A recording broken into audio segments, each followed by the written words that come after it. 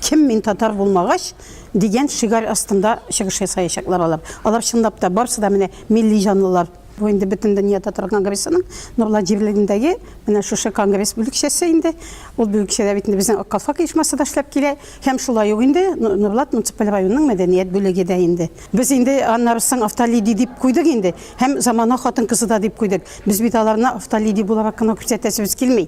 Бүген безнең хатын-кызларыбыз аш су устасы да булачаклар. Уңган хуҗабикә бит инде. Алар бит әле безнең мөслимәләрдә, алар дини дәресләргә җибеп, бөтенесе менә гарипчә дә өйрәнгән хатын-кызлар инде укый яза беләләр дип әйтим инде, күпмедер күләмдә инде.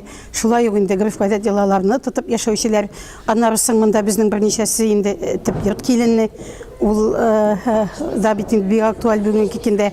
Һәм инде алтысы да авылга төпләнгән, авылга береккән.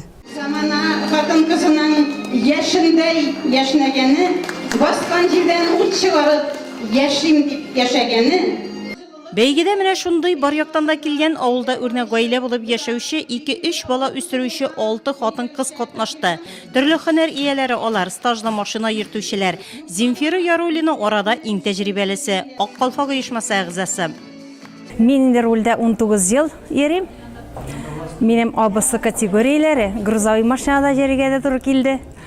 И оказывается, бу заманага берничек тә өлгереп булмый, машинада йөреп тә өлгереп җитешеп булмый барысына да. Аккалфакка инде күптәннән йөрибез. Аккалфак оешмасының оештырган мастер-классы чәкчәк бәйрәмнәренә дә барган Казанга. Аккалфакка йөрү бар яктан да өйрәтә. Пешерү буенча да, тәрбия буенча да, үзен тоту буенча да бөтенесен дә өйрәтә. Аккалфакка йөрүче кызлар бөтенесе дә актив, лидер дип әйтәсе килә. Бик теләп йөриләр. Үзебез арада да мастер-класслар үткәрәбез. Сәйлән бәйләү буенча да инде менә хәзер ниятләнеп торабыз. Хатын-кыз тибәтәй бәйләргә өйрәнергә тырышабыз. Өйрәнәсебез килә. Безнең Югары Нурлат мәдәният йортында Аккалфак оешмасы 14нче елдан бирле эшләп килә. Без инде монда шушы Аккалфак оешмасына керә инде тәрбияви чаралар. Тәрбияви чаралар без менә мәсәлән килен кайныш туфрагыннан дигәнне дә уздырганыбыз бар, уздырдык. Аннан соң яшәниләр бәйгесе, аннан соң без концертлар белән генә калмыйбыз, ә менә именно шушы халыкка тәрбияви чараларны күбрәк күрсәтергә тырышабыз. Иң сәнгатьле гаиләләрне дә чакырдык без. Сәнгатьле гаиләләргә килә инде. Аларның балалары да менә шушы сәхнәдән төшмичә даими рәвештә катнашып баручылар, аннан соң үз әти-әниләре дә шушындый сәхнәләрдә катнашып баручыларны чакырдык. Шушындый тәрбияви чараларны күбрәк үткәрергә тырышабыз инде. Менә Фәүзия апа белән берлектә. Югары Нурлатның Аккалфаклары исемнәре җисемнәренә тәңгәл килерлек хатын-кызлар. Зирәк, сүзгә тапкыр, эшкә батыр гүзәл затлар.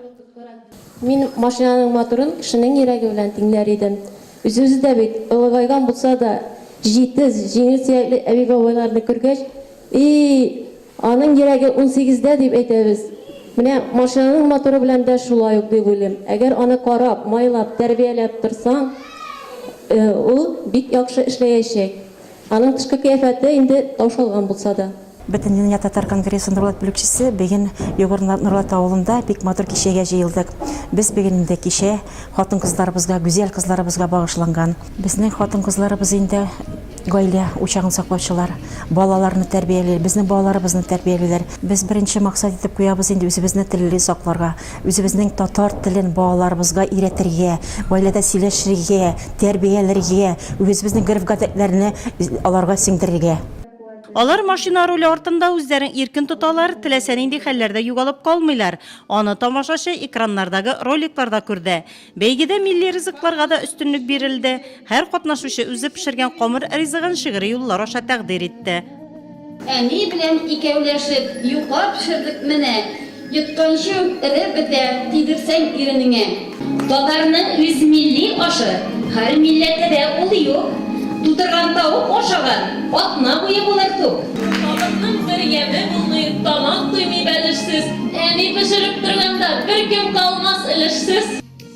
Бәйгедә катнашучылар иҗади осталыкларын да күрсәтте. Матур итеп биеделәр, сәхнәләштерелгән күренешләр күрсәттеләр. Мөселман хатын-кызларының киемнәрен тәкъдим иттеләр. Сиңа карап хозурланып, бүген сәхнә түрендә. Күңелеңнең